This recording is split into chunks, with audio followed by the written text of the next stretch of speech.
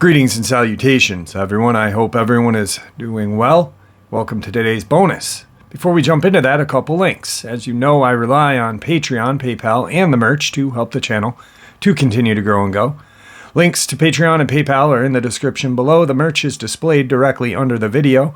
Also, Dogman, Frightening Encounters, Volume 1 through 3, the audiobook versions. They were written and researched by Tom Lyons, narrated and produced by me, Jeff Nadolny. Those audiobooks are available on Audible, Amazon, and iTunes, the links to which are also in the description as well. And finally, last but definitely not least, if you'd really like to help support this channel to continue to grow and go, simply subscribe. It doesn't cost you a cent. Click that like button. It takes half a second. If you don't want to miss any of the informative and exciting uploads I put out daily, click that bell icon. And finally, last but definitely not least, please leave a comment. Why? Well, because all these things, they really do help this channel to continue to grow and go. And folks, they definitely matter. Now, everyone, I have taken far too much of your time. Let's get on with today's bonus, shall we? Alright guys, last night I was chased out of the woods where Tom Mezek disappeared. I am not the first researcher for that to happen to. This is another researcher who was chased out of the woods by a dogman. Let's get into it. I consider myself a cryptozoologist. I'm educated in various concentrations and experienced with the workings of the natural world and in the ordered chaos within the human imagination. Now, this doesn't mean that every time I venture out into the forest, I find evidence of a monster. Indeed, I am blessed with such a healthy share of skepticism that I often go out not actually believing in the quarry I seek. However, also knowledgeable enough to know that something is going on out there and has been for a very long time. In the ancient tales told by indigenous tongues and in the modern eyewitnesses' accounts, there are frighteningly similar reports of something like the Dogman. And this is why I still head out into the vast reaches of the pine forests and the swampy bottomlands.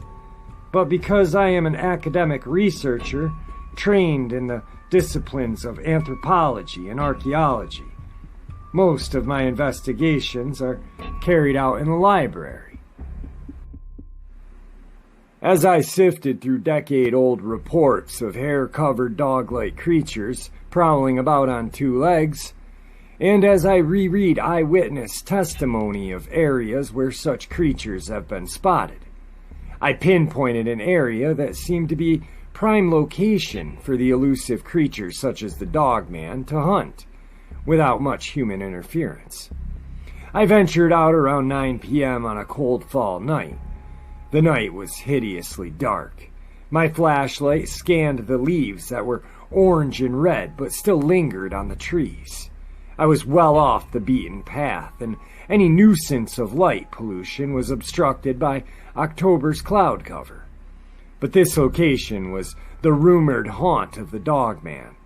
So I zippered my coat against the chill and set out down a path that twisted under a hill on which an abandoned cemetery glowered forlornly through the rustling tree limbs. Dogman is a cryptid often associated with the abode of the dead, with a lineage stretching back to Anubis and its ambiguous presence in the Egyptian funerary rites.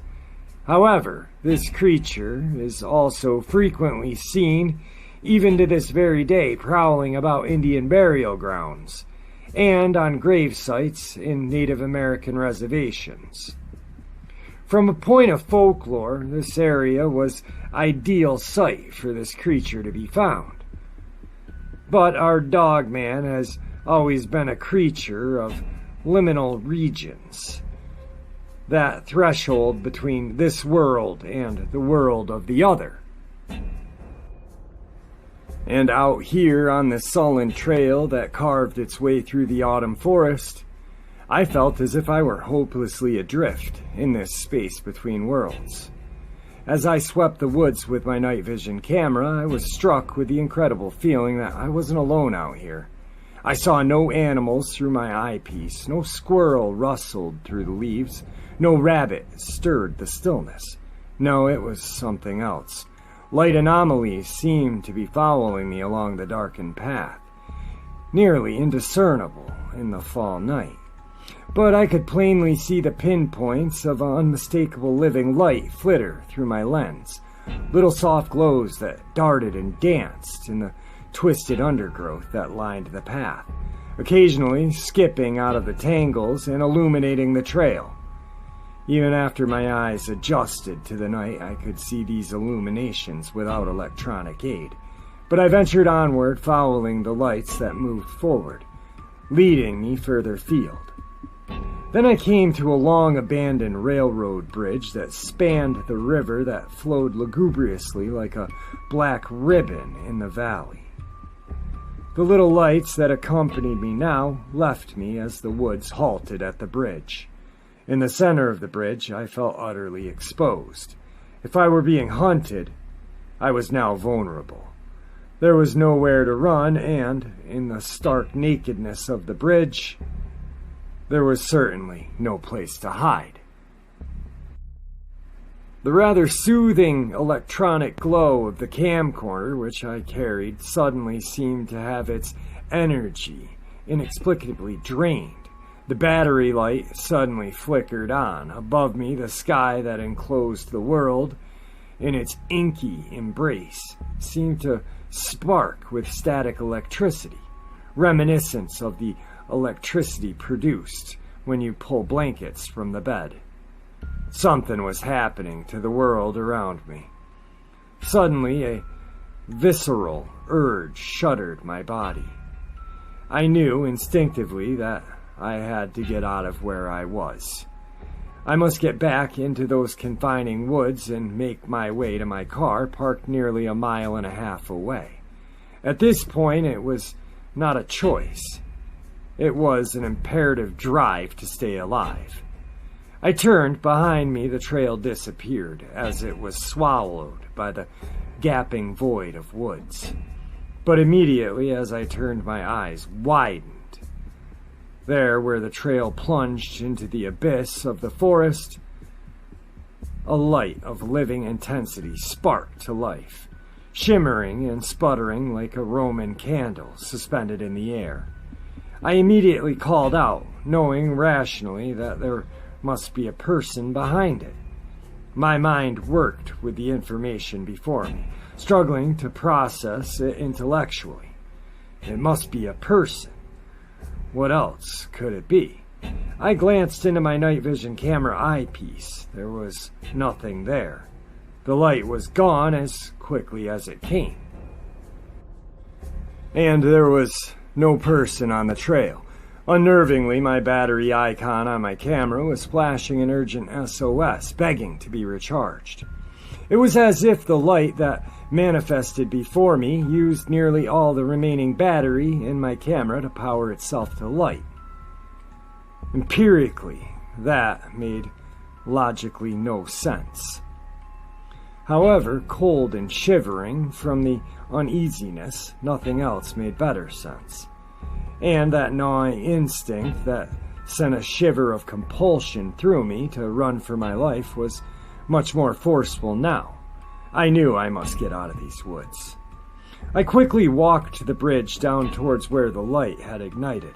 Soon I made it to the tree line, shrouded by the overhanging branches that closed in on either side of me.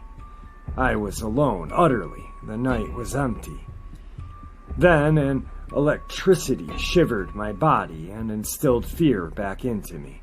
I felt as if I was being watched. I also had the startling realization that I was being hunted. My quick walk became a trot until I found myself fumbling into the darkness at such a pace that my heartbeat pounded in my ears. My face stung as branches slapped my cheeks, my feet tripping over roots and through brambles as I veered from the trail in absolute darkness. Soon I realized I would inevitably stumble and fall. Every primal instinct in my civilized brain screamed, ensuring me that I fell, I would be pounced upon. Something in the night was stalking me. Then something inexplicable happened. Even telling you this now, it seems rather difficult to believe, but I assure you of the veracity of the event. Off to my left, out in the woods and higher up, as if a person called out from the cemetery on a hill. I heard my name called. "Ron," is said. The voice was androgynous and unidentifiable. It was a quick gasp, yet stark in its immediacy. And it was an urgent call. Instantly, and hard to my left, something stirred in the twisted brush and in the littered leaves that covered the forest floor. On the other side of the trail, something was moving closer, stalking. I could hear it breathe, the night, wet air in its mouth. As the stick snapped under its weight, I realized with terror that I could see what was there. It was as if a synapsis in my brain fired to produce an image of the creature I knew was part of my collective unconsciousness. It was primal and bestial. It was the same menace that had pursued the human species since we first walked upright out of the African savanna. It was the Dogman. My brain constructed the creature, drawing it out of memories locked within my DNA. It was huge, hulking. I could see each step it took was on paws that were more like hands. Its snout was lined with rows of needle-like teeth. Its nose smelled the air, pulling my scent out of a cacophony of odors that filled the woods. And those eyes, they were the eyes of a nightmare because they were the cause of nightmares since our genesis. The red eyes narrowed, seeking me out. I knew it was there, and it knew it as well. The little voice that called my name alerted me not only to the direction of the path that led me to my car, it also shook me to attention. The Dogman may be a part of our evolutionary journey, a clever, self-aware creature that still stalks the civilized world, preying upon us. But we have an intelligence that has lifted us out of the jungle. I backpedaled, looking for the viewfinder of my night vision camera towards the creature stalking in the darkness. The battery, which had been dangerously low, was now reading that it still was half-powered. I quickly spun the camera around, finding the trail in the darkness of the night. Then I slowly followed the trail, keeping the night vision trained on where the Dogman lurked. I could hear it snarling, its breath wet and anxious.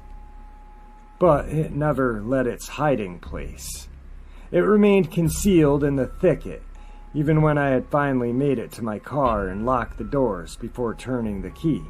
I knew the creature was still crouched over in the forest, its eyes red, scanning the path, waiting for prey. In reviewing the video evidence, I could see little points of light were captured. So too was the light that ignited so brilliantly when I was out on the bridge. I realized that it was the light that drew me back into the woods. Why? Did the light have intelligence? Did it know that there was a creature hunting in the woods? Other reports associated with the Dogman have occasionally reported strange lights. Is the Dogman interdimensional? And are these lights the visual evidence of portals opening? I'm not sure. But the lights did coincide with the appearance of this creature. What about the voice that called my name? It didn't appear on the film. That was my own little experience that can't be shared. It was personal. The sounds of the creature prowling in the brush can be heard, but without that voice, I am convinced I would have been pounced on from behind, blindsided by this predator. I feel I would have been another missing persons case without this voice. But this time I made it out of the woods. I had encountered the Dogman, and I had survived. Alright guys, Ronald Murphy Jr. Really nice guy. Did an interview with Lon Strickler on Phantoms and Monsters. I'd like to have him on the show sometime. We are friends. I just can't get our time schedules to line up. But yeah, I hope you guys enjoyed this as much as I enjoyed sharing it with you. Guys, thank you all for your support. It truly does mean the world to me. And please stay safe, happy, healthy, and ever vigilant in the woods, because they are out there. God bless you all.